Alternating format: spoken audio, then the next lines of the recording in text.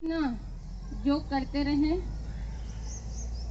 आज हमारी नियमित साधिका जो वर्षों से योग करती हैं अपने अनुभव हमारे साथ शेयर करेंगी उषा जी गोयल, जो महिला जागृति मंडल की महामंत्री भी हैं। युवा स्थान समिति। ओम, मैं उषा गोयल।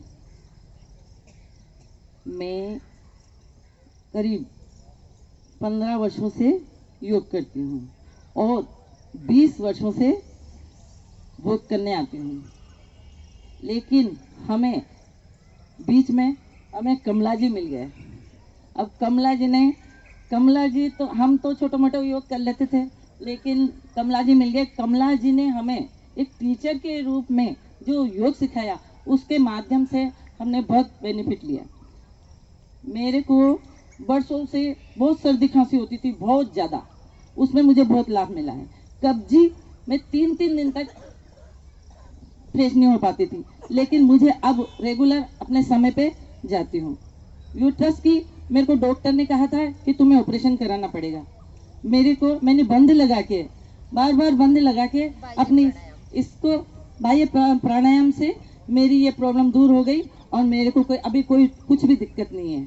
मैं तो कहती हूँ, जब भी डॉक्टर के पास जाएंगे, हम कोई भी वैद्य के पास जाएंगे, आजकल सब हमें अनुलोम विलोम बस ये करने के लिए कहते हैं, तो हम योग करेंगे तो हमें जरूरत ही नहीं पड़ेगी।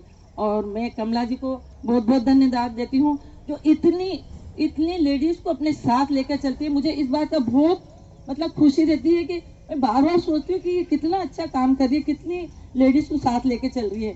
तो मैं सबसे यही कहूँगी, रोज सब योग करें और निरोग रहें। मैं लेडीज को साथ लेके नहीं चल रही, ये तो हमारे गुरु का आशीर्वाद है और योग सेवा है। योग का काम ही जोड़ना है।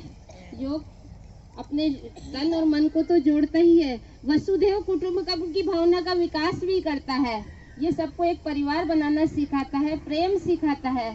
तो सभी योग करें। योग से तन के साथ मन, परिवार, राष्ट्र, समाज सबकी सुरक्षा है, स्वास्थ्य बीमा है। सभी को आप भी योग सिखाएं आगे से आगे।